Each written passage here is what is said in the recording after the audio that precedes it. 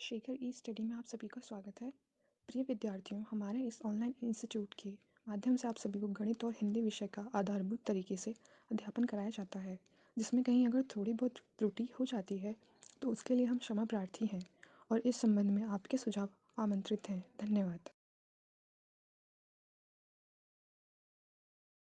Hello दोस्तों, मैं शेखर स्वागत करता हूँ आपका अपने YouTube channel Shekhar study point पर। दोस्तों, यूपी त्रिपुरा सी पीटी का आपका गणित का सिलेबस चल रहा था, जिसमें हम पूर्ण संख्याओं की चर्चा कर रहे थे।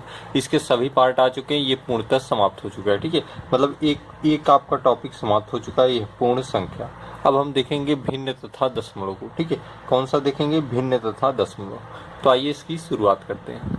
देखिएगा, यूं तो टॉपिक आपका है दशमलव तथा भिन्न।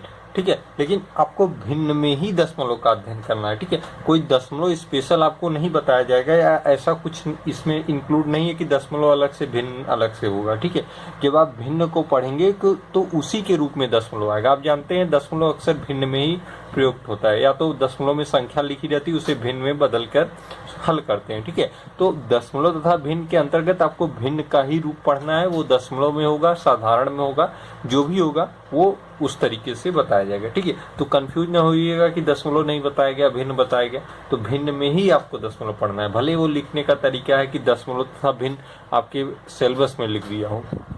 ठीक है, देखिए भिन्न से शुरुआत करते हैं फ्रैक्शन। ठीक है, डेसिमल एंड फ्रैक्शन जो होता है, मतलब उसमें फ्रैक्शन हम देखेंगे, भिन्न में ही हम आपको दशमलव के रूप को बताएंगे। ठीक, तो भिन्न होता क्या है? किन्हीं दो राशियों के अनुपात को हम भिन्न कहते हैं। आपके सामने हालांकि डिफिनेशन आपको नहीं पूछी जाएगी, लेकिन हर चीज को समझने के लिए आपका बेस होना चाहिए। ठीक है, तो किन्हीं दो राशियों का अनुपात को भिन्न कहते हैं। इसका मतलब मान लीजिए एक राशि m है और दूसरी n है, इसका अनुपात जो होगा वही भिन्न है। आप जानते हैं इसको इस तरीके से भी लिखा जा सकता है, m/n। ठीक है, m/n के रूप में भी लिखा जा सकता है, यही तो भिन्न होती है। अब ये तो भिन्न होगी, लिखा है मैंने ना, साधारणतः किन्हीं दो राशियों के अनुपात को भिन्न कहते हैं। मान लीजिए दो राशि थी m और n, इनके अनुपात को भिन्न कहते हैं। अनुपात को चाहे इस रूप में लिखें चाहे इस रूप में लिखें, ये भी अनुपात का ही रूप है। अब देखिए, हमने लिखा m/n, तो ये जो m होता है ये अंश होता है। ठीक है, इसे अंश कहते हैं। ये जो होता है ये हर होता है। ठीक है, ये अंश होता है, ये हर होता है, मतलब ऊपर वाला हमेशा अंश होगा। अर्थात भिन्न जब भी आप पढ़ेंगे तो हमेशा ऊपर वाले को अंश मानेंगे, नीचे वाले को हर मानेंगे। ठीक है, इस तरीके से अब आपका भिन्न क्लियर हो रहा है धीरे धीरे कि भिन्न होता क्या। मतलब दो राशियां होंगी, उनका अनुपात होगा भिन्न, जिसमें ऊपर वाले को अंश कहेंगे, नीचे वाले को हर कहेंगे। ठीक है, देखिए एक तरीके से समझिए कि भिन्न का मतलब क्या होता है। जैसे कोई चीज है, मान लीजिए कोई वस्तु है। ठीक है, आपके सामने मान लीजिए एक ऐसी कोई एक सीट है। ठीक है, कोई एक ऐसी सीट है, ये अपने आप में क्या है? अपने आप में पूरी है। कितना है? पूर्णतः है। पूर्णतः क्या? अपने आप में पूरी, अर्थात ये एक है। आप कह सकते हैं ना, किसी चीज की गणना होती है, हमने संख्याओं के बारे में जान रखा है, तो आप संख्याओं के बारे में जान रखे हैं, तो जो जिससे गणना हो सकती है वो सारी प्राकृतिक संख्या है। तो ये क्या है? अपने आप में एक है। जैसे मैं कहता हूँ ना, ये क्या है? एक पेन है। क्यों? एक पेन है, मतलब ये अपने आप में एक है, संपूर्ण है। तो ये भी अपने आप में एक है। ठीक है, क्या है? अपने आप में एक है। अब देखिए भिन्न का रूप होता कहाँ से? अगर हम देखिए, ये अपने आप में एक थी, हम इसे चार लोगों में बांट दें, 1 भाग, 2 भाग, 3 भाग, 4 भाग। ठीक है, ये अभी तक तो अपने आप में एक थी, जैसे हमने बांट दिया, अब देखिए 1 भाग, 2 भाग, 3 भाग, 4 भाग, मतलब ये क्या हो गया? 1/4 हो गया, ये भी 1/4 हो गया, ये भी 1/4 हो गया, ये भी 1/4 हो गया। जब आप इसे जोड़ देंगे, भाई इसी का तो भाग है, इसी एक का ही तो भाग है। जोड़ेंगे क्या आएगा? 4 आधार में चला जाएगा, 1 2 3 4, देखिए कट गया, एक ही आया। मतलब एक को हमने 4 भागों में बांट दिया, हमने एक को 4 भागों में बांट दिया, तो मतलब प्रत्येक भाग क्या हो गया? 1/4 हो गया। भाई एक को हमने 4 भागों में बांट दिया, तो प्रत्येक भाग क्या हो गया? 1/4 हो गया। यही 1/4 क्या है? ये देखिए भिन्न का रूप है। तो भिन्न इसी तरीके से समझेंगे आप, इसी तरीके से आपको भिन्न का मतलब या भिन्न का प्रयुक्त कहाँ होता है, इस तरीके से आप समझ पाएंगे। ठीक है, मतलब कोई भी वस्तु का कुछ भाग में अगर बांट दिया जाता है तो वही वो भिन्न के रूप में हो जाता है। ठीक है, अपने आप में संपूर्ण में एक थी, अब इसको 4 भागों में बांट दिया, जैसे 1 2 3 4 भागों में बांट दिया, तो एक भाग क्या है? संपूर्ण का 1/4 है। ये भाग क्या है, ये संपूर्ण का एक चौथाई है, ये भाग क्या है, संपूर्ण का एक चौथाई है, ये भाग क्या है, संपूर्ण का एक चौथाई है। देखिए हमने लिख दिया। अब हमने प्रूफ भी कर दिया, अगर चारों भागों को जोड़ देंगे तो देखिए एक संपूर्ण भाग बन जाएगा। ठीक है, तो ये होती है भिन्न। ठीक है, यहीं से आपको भिन्न को समझना है। ठीक, अब देखिए यूं तो एक समान सा परिचय था भिन्न से संबंधित। ठीक है, ताकि आप भिन्न को समझ पाए। आगे मैं आगे उस लेवल के प्रश्न को बताऊंगा कि आप कहेंगे कि हाँ एक अच्छे तरीके के प्रश्नों को बताया जा रहा है। ठीक है, तो आप घबराइए नहीं, आपका आधार पहले बना दें, फिर हम भिन्न को उनसे संबंधित प्रश्नों की चर्चाएं करेंगे। भिन्न तो हमने देख लिया। अब भिन्न से अब देखिए धीरे धीरे हम प्रश्नों के स्वरूप को पकड़ रहे हैं। ठीक है, भिन्न तो हमने देख लिया, अब भिन्न के वर्गीकरण को देखेंगे, क्योंकि मतलब भिन्न किस रूप में बांटी गई है। ठीक है, हमने क्या देखा, भिन्न के बारे में जान गए कि भिन्न क्या होती है। ठीक है, भिन्न हो सकता है थोड़ा साइन करें, मैं लिख के जैसे ही हटूंगा आपको दिखने लगेगा। ठीक है, तो आप इतना कंप्रोमाइज कर लीजिएगा। ठीक है, भिन्न दो भागों में बांटी गई है। कितने भागों में, दो भागों में। ठीक है, कौन कौन से, एक होती अंक गणितीय भिन्न, अंक गणितीय भिन्न, और एक होती है बीज गणितीय भिन्न। हालांकि आपको अंक गणितीय ही पढ़ना है, बीज गणितीय नहीं पढ़नी है। ठीक है, मैं आपकी जानकारी के लिए बता दे रहा हूँ। ठीक है, भिन्न दो भागों में हो जाती है, एक अंक गणितीय होती है, एक बीज गणितीय होती है। ठीक है, अब ये अंक गणितीय भी दो भागों में होती है। ठीक है, आपको बीजगणितीय भिन्न से यहाँ कोई मतलब नहीं, आपके सिलेबस में नहीं है बीजगणितीय भिन्न। हालांकि ये आप सरलीकरण पढ़ेंगे तो वहाँ आपको मिल सकता है, लेकिन सिंप्लीफिकेशन में कोई इसका बहुत रोल नहीं है होता है। बस इस लेवल के प्रश्न आते हैं वो आपको स्पेशली बता दिए जाएंगे, लेकिन यहाँ पे बीजगणितीय भिन्न आपके पाठ्यक्रम में नहीं है, ना ये आपको पढ़ना आवश्यक है। आपके क्वेश्चन जो आएंगे वो अंकगणितीय भिन्न से आएंगे। ये देखिए अंकगणितीय भिन्न होती है साधारण भिन्न और दशमलव भिन्न। अब देखिए दशमलव का रूप भी आप जान गए होंगे। ठीक है, मैंने कहा भिन्न आपने पढ़ा, देखिए आपको दिख रहा होगा, हो सकता है लिखते वक्त थोड़ा साइनिंग करता हो, लेकिन आप देखिए अब दिख रहा होगा भिन्न दो भागों में बांटी जाएगी, अंकगणितीय भिन्न, बीजगणितीय भिन्न। हालांकि आपके सिलेबस के अकॉर्डिंग हम अंकगणितीय भिन्न की चर्चा करेंगे। अंकगणितीय भिन्न में आप साधारण भिन्न देखेंगे और दशमलव भिन्न को देखेंगे। देखिए दशमलव का रूप आने लगा। हाँ, तो मैं आपको कहा था ना कि उसी तरीके से आपको बताऊंगा जितना आपको पर्याप्त होगा एग्जाम के लिए। तो साधारण भिन्न, अंकगणितीय भिन्न, अब आपको इन्हीं को पढ़ना है।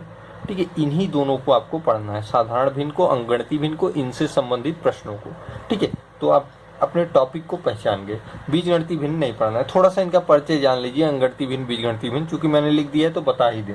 जो अंकगणितीय भिन्न होती है सामान्यतः आप कह सकते हैं कि इस रूप में है, जैसे 3/7। देखिए ये अंकीय रूप है, अंकगणितीय भिन्न होगी। ठीक है, ये अंकगणितीय भिन्न होगी, चाहे आप ऐसे लिखिए, चाहे आप देखिए मिश्रित के रूप में भी ये लिखी जा सकती है। ये भी, ये सारी क्या है, अंकगणितीय भिन्न है। लेकिन बीजगणितीय भिन्न क्या होती है, वह भिन्न होती है जिसके अंश या हर, चाहे अंश या हर, वो क्या हो, बीजी व्यंजक हो। जैसे m/x+y, ये क्या है, बीजगणितीय भिन्न। क्या है, बीजगणितीय भिन्न। 6+m+n, चाहे अंश चाहे हर, कोई भी या दोनों। ठीक है, चाहे अंश चाहे हर या दोनों, मतलब या तो अंश बीजी व्यंजक हो, या हर बीजी व्यंजक हो, या दोनों बीजी व्यंजक हो, तो वो क्या होगी, बीजगणितीय भिन्न होगी। तो बीजगणितीय भिन्न हमेशा इसी रूप में होती है। ठीक है, ये अंकगणितीय भिन्न है। ठीक है, ये बीजगणितीय भिन्न है। तो बस बीजगणितीय भिन्न को आपको सामान्य सा परिचय जानना था, और इसमें कोई आपको जानने वगैरह की आवश्यकता नहीं है। ठीक है, हम साधारण भिन्न और दशमलव भिन्न की चर्चाएं करेंगे। देखिए छोटा सा परिचय जान लीजिए, हालांकि आपको थोड़ा सा हम बता दें। साधारण भिन्न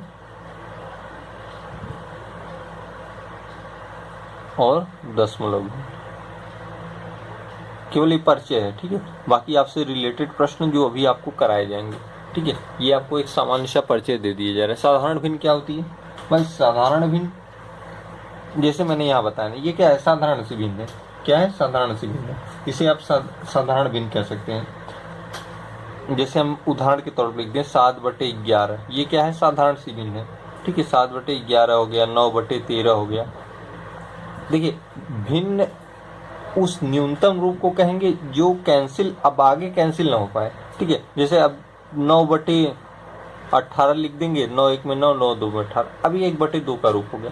तो आप ऐसी संख्याओं को लिखेंगे आंसर में जो फिर उसके आगे तक विभाजित न होने पाए। ठीक है, तो देखिए 7/11 लिखा, 9/13 लिखा, फिर 1/2। ठीक है, तो उस तरीके से ये साधारण भिन्न आपको मिलेंगी। ये एक सामान्य सा परिचय है कि साधारण भिन्न क्या होता है। मिश्रित भिन्न हालांकि आपको नहीं बताया गया है, लेकिन मिश्रित भिन्न जानते रहिए, यही मिश्रित भिन्न होती है। ठीक है, जो सही बटे में लिखी जाती है, जैसे 1 सही 1/9, ये क्या है, मिश्रित भिन्न है। ये क्या है, साधारण भिन्न है। ठीक है, सामान्य सा परिचय जानिए, आपको डिफिनेशन वगैरह जानने की जरूरत नहीं। ये साधारण भिन्न होती है, मिश्रित भिन्न होती है। ठीक है, दशमलव भिन्न क्या होती है,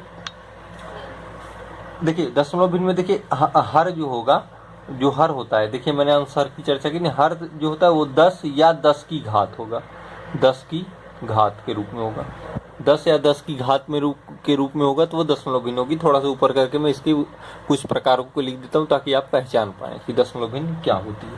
ठीक है, जैसे हम लिख दें कि 3/10, तो ये दशमलव भिन्न है। आप इसे लिख सकते हैं 0.3। ठीक है, ये क्या है, दशमलव भिन्न है। दशमलव भिन्न है ना, ये क्या है, दशमलव भिन्न का रूप है। इसे चाहे आप ऐसे लिखें, चाहे आप ऐसे लिखें। ठीक है, ये दशमलव भिन्न हो गई।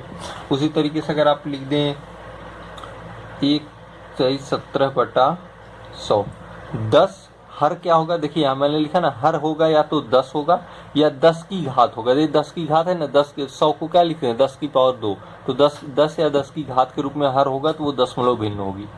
10 या 10 की घात के रूप में हर होगा तो वह दशमलव भिन्न होगी। जैसे कि आपने यहाँ उदाहरण देखा, यहाँ पे उदाहरण देखा। इसे आप क्या लिख सकते हैं, 100 इसमें गुणा करेंगे 100 + 17, मतलब 117/100 लिख सकते हैं इसे।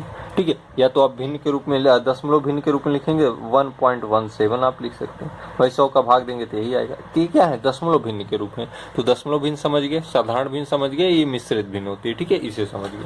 ये अभी तक ये जितना आपने पढ़ा ये एक परिचय था कि ये भिन्न क्या होती है, साधारण भिन्न कैसे होती है, दशमलव भिन्न कैसे होती है, मिश्रित भिन्न क्या होती है, ये सारी चीजें परिचय होंगे। ठीक है, आप नोट करके लिख लीजिए, मतलब ये सारी चीजें क्या होती है, मिश्रित भिन्न होती हैं, ये साधारण भिन्न होती हैं, ये इस तरीके की भिन्न दशमलव भिन्न होती है। दशमलव भिन्न में यहाँ तक लिख लीजिएगा कि अगर हर जो है वह या तो 10 हो या 10 की घात हो। देखिए 100 क्या होता है, 10 का वर्ग होता है, 10 की घात है, 10 की घात 2 वही 100 होता है। तो अगर हर 10 या 10 की घात है तो वह भिन्न क्या होगी, दशमलव भिन्न होगी। ठीक है, यहाँ तक कंफर्म हो गया। अब देखिए फिर से कैसे प्रश्न बनते हैं उन्हें भी देख लेते हैं। देखिएगा एक टॉपिक इसमें आता है भिन्नों के लघुत्तम समापवर्तक तथा महत्तम समापवर्तक।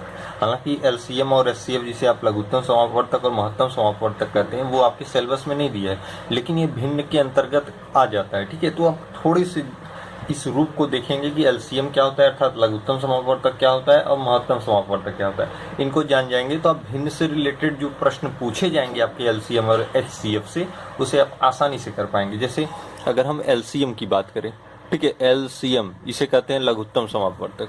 ठीक है, शॉर्ट फॉर्म में देखिएगा एचसीएफ, ये आपके सिलेबस में नहीं है बस, लेकिन आपको भिन्न के लिए पढ़ना है। हाँ, आपका सिलेबस कंप्लीट होने के बाद मैं जिस टॉपिक को इम्पोर्टेंट समझूंगा उसे मैं आपको बता दूंगा। हालांकि आपके कमेंट भी मैं लूंगा, अगर आप कुछ और पढ़ना चाहते हैं तो मैं उसे भी पढ़ा दूंगा, लेकिन आपका सिलेबस में जो टॉपिक इंक्लूड है उसे पूरा कर लेने के बाद। ठीक है, देखिए लघुत्तम समापवर्तक एलसीएम। एलसीएम क्या होता है, जैसे हम कोई संख्या ले लें, 3 संख्या ले लें 8, 12, 16। अब हम कहें इनका एलसीएम निकालो, तो देखिए यहाँ पे आपको एलसीएम और एचसीएफ तो अलग से निकालना नहीं है। आपको भिन्न में अगर आ गया तो आप इसे इस विधि को कहते हैं गुणनखंड विधि। ठीक है, सबसे छोटी संख्या से भाग देंगे इसमें, 2 4 में 8, 2 6 में 12, 2 8 में 16। फिर देखिए जाएगी उसी संख्या से तब तक देंगे जब तक कटती जाएगी। फिर देखिए 2 2 में 4, 2 3 में 6, 2 4 में 8। फिर देखिए 2 है तो 2 से एक बार और जाएगा, 1 आ गया, 3 आ गया, 2 आ गया। ठीक है, फिर 2 से चला जाएगा, 1 3 1। फिर देखिए अब 1 1 आ गया, 1 3 बचा है तो 3 से चला जाएगा, 1 यही रहेगा, 3 1 में 3। अब देखिए अब नहीं जाएगा। ठीक है, 1 का कोई मतलब नहीं होता। देखिए 2 2 2 2 और 3, तो इसका एलसीएम होगा 3 2 में 6, 2 में 12, 12 2 में 24, 24 2 में 48। ठीक है, क्या होगा 48, 48 इसका एलसीएम हो जाएगा। तो इस तरीके से एलसीएम को निकालते हैं। हाँ, ये गुणनखंड विधि कही जाती है। आपको एलसीएम और एचसीएफ जब मैं पढ़ाऊंगा आपके सिलेबस कंप्लीट होने के बाद और स्पष्ट हो जाएगा। हालांकि जो यहाँ पे इम्पोर्टेंट है, जैसे आपको सॉल्व करना है वो चीज़ें मैं आपको प्रश्नों के माध्यम से बता दूंगा। ये एक सामान्य सा परिचय है। ठीक है, कि एलसीएम कैसे निकालते हैं। ये जैसे 8 12 16 का एलसीएम क्या होगा, 48 होगा। 8 12 16 का एलसीएम 48 होगा। कैसे, मैंने गुणनखंड विधि से निकाला। सबसे छोटी संख्या से भाग देंगे, अगर नहीं, जैसे 2 से नहीं विभाजित होता 3 से देते, 3 से नहीं होता 4 से देते, ऐसा नहीं शुरू में ही आप 4 से काटने लगे, तब वहां पे गलत होने की संभावना हो जाती है। ठीक है, 2 से चलेंगे, 2 के बाद 3 से चलेंगे, जब तक 1 ना हो जाए तब तक आप विभाजित करते रहेंगे, गुणनखंड विधि होगी। अगर यही कहता कि 8, 12 और 16 का HCF, आपने LCM निकाला, अगर HCF कहता तब क्या करते? तो HCF मतलब होता है कि इन तीनों में ऐसी कौन सी बड़ी से बड़ी संख्या कॉमन है, इन तीनों में ऐसी कौन सी बड़ी से बड़ी संख्या कॉमन है। जैसे 8 क्या होता है, 4 गुणे 2 8, 12 क्या होता है, 4 गुणे 3 12, और 16 क्या होता है, 4 गुणे 4 16। तो देखिए इसमें कौन सी ऐसी संख्या है, देखिए 4 गुणे 4, ठीक है, इसमें कौन सी ऐसी संख्या जो तीनों में है। तो देखिए यहाँ भी 4 है, यहाँ भी 4 है, और यहाँ भी 4 है। तो ये 4 क्या है, इसका HCF हो जाएगा। 4 क्या होगा, HCF अर्थात महत्तम हो जाएगा। मतलब महत्तम अर्थात 8, 12, 16 का HCF क्या होगा, 4 होगा। क्यों? क्योंकि इसकी डिफिनेशन ऐसी है कि दी गई संख्याओं में ऐसी बड़ी से बड़ी संख्या जो तीनों में कॉमन हो। तो 8, 12, 16 में कॉमन क्या है, 4 है। 4 से कोई बड़ी ऐसी कोई भी बड़ी संख्या नहीं होगी जो तीनों में कॉमन होगी। अगर 8 लेंगे तो 8 2 में 16, 8 इसमें मिलेगा, इसमें मिलेगा, लेकिन इसमें नहीं मिलेगा। 8 में 12 में 8 नहीं मिलेगा, 8 यहाँ मिलेगा, 8 यहाँ मिलेगा, इसलिए तीनों में मिलना चाहिए। तो तीनों में केवल और केवल 4 मिलेगा। तो ये HCF होता है, LCM इस तरीके से होता है। ठीक है, अब आइए अपने टॉपिक पे चलते हैं, भिन्नों का लघुत्तम समापवर्तक। भिन्नों का लघुत्तम समापवर्तक और महत्तम समापवर्तक हम पढ़ रहे थे, उसमें हम पहले देखेंगे भिन्नों का लघुत्तम समापवर्तक। ठीक है, इसका देखिए फार्मूला होता है भिन्नों के लघुत्तम समापवर्तक। जब भी आप पूछेंगे तो आप फार्मूला लगाएंगे अंश का लघुत्तम समापवर्तक। ठीक है, मैं शॉर्ट में लिख देता हूँ, यहाँ फुल फॉर्म में लिखा हूँ। ठीक है, और हर का महत्तम समापवर्तक। ठीक है, ये होता है फार्मूला इसका। जब आपसे पूछेगा कि भिन्नों का लघुत्तम समापवर्तक क्या होगा, तो आप क्या करेंगे, भिन्न मतलब देखिए m/n मैंने बताया था भिन्न का परिचय, ये अंश होता है, ये हर होता है। तो अंश का लघुत्तम समापवर्तक अर्थात इसका लघुत्तम समापवर्तक, हर का महत्तम समापवर्तक अर्थात इसका महत्तम समापवर्तक। ठीक है, ऐसे प्रश्नों को सॉल्व कर। जैसे मैं एक प्रश्न आपको दूं यहीं पे प्रैक्टिकल के तौर पे, क्योंकि मैं भी आपको थ्योरी के माध्यम से बता रहा हूँ, फिर आपको क्वेश्चन जब मैं सॉल्व कराऊंगा तो उसमें बेहतरीन प्रश्न होंगे। ठीक है, जैसे अगर आपसे दे दे कि भिन्न दी गई भिन्नों में मैं शॉर्ट फॉर्म में लिख देता हूँ 2/3, 4/9 और 5/6, ऐसे प्रश्न अगर आ गए का लघुत्तम समापवर्तक ज्ञात कीजिए। ठीक है, ऐसे प्रश्न दे दिए आपको, तो क्या करेंगे, दी गई भिन्नों का लघुत्तम समापवर्तक ज्ञात कीजिए। मतलब इसका आपसे लघुत्तम समापवर्तक पूछा है। फार्मूला मैंने अभी भी लिखा है भिन्नों का लघुत्तम भिन्नों की बात की, मतलब एक से अधिक भिन्न है, इनका लघुत्तम समापवर्तक अंश का लघुत्तम समापवर्तक बटे हर का महत्तम समापवर्तक। ये महत्तम है, लघुत्तम है। अंश क्या है, 2 है, 4 है, 5 है, मतलब 2, 4, 5 का आप क्या निकालेंगे, LCM लघुत्तम समापवर्तक, और 3, 9, 6 का क्या निकालेंगे, HCF निकाल के उसी को क्या करेंगे, बटे कर देंगे। देखिए यहाँ पे बटा लिखा है ना, अंश का LCM और हर का HCF। ठीक है, उसी अनुसार अब देखिए 2, 4, 5 के LCM निकालें, यहाँ पे मैं रफ कर देता हूँ। ठीक है, 2, 4, 5 LCM निकालेंगे आप, देखिए 2 से काट देंगे तो अभी भी कट जाएगी, छोटी संख्या है ना। अब 5 एक बचा, 5 से विभाजित कर दिए, 1 1 हो गया। ठीक है, LCM क्या हो गया, 5 2 में 10, 2 में 12, LCM क्या हो गया, 12 हो गया। HCF मैंने बताया था कि तीनों में ऐसी संख्या, बड़ी से बड़ी ऐसी संख्या जो कॉमन हो। 3 इसमें भी मिलेगा, 3 इसमें भी मिलेगा, 3 इसमें भी मिलेगा। देखिए भाई 3 यहाँ भी मिलेगा। 9 को आप क्या लिख सकते हैं, 3 गुणे 3 लिख सकते हैं। 6 को क्या लिख सकते हैं, 3 गुणे 2। देखिए 3 यहाँ भी है, 3 यहाँ भी है, 3 यहाँ भी, और ऐसी कोई संख्या नहीं जो तीनों में कॉमन हो और बड़ी से बड़ी हो। तो 3 क्या होगा, इसका HCF हो जाएगा। तो आपका फार्मूला क्या है, अंश का LCM, अंश का लघुत्तम समापवर्तक और हर का महत्तम समापवर्तक। जब आपसे बात करेगा क्या, भिन्नों के लघुत्तम समापवर्तक, यही पूछा है ना, भिन्नों का लघुत्तम समापवर्तक ज्ञात कीजिए, तो आप क्या करेंगे, उस फार्मूले को लगा देंगे। थोड़ा सा ऊपर मैं कर दूं, मैं एक बार फार्मूला लिख देता हूं ताकि आपको ज़्यादा कन्फर्म हो जाए। अब आप देखिए अंश का एलसीएम लघुत्तम समापवर्तक, हर का एचसीएफ।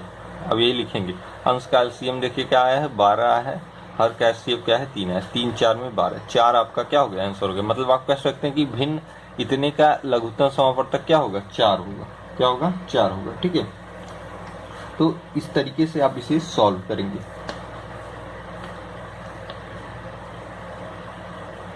देखिए यहाँ पे मैंने थोड़ा सा मिस हो गया गुणा करने में, 5 2 में 10, 10 2 में 20 होता है। ठीक है, हमने 12 लिख दिया है।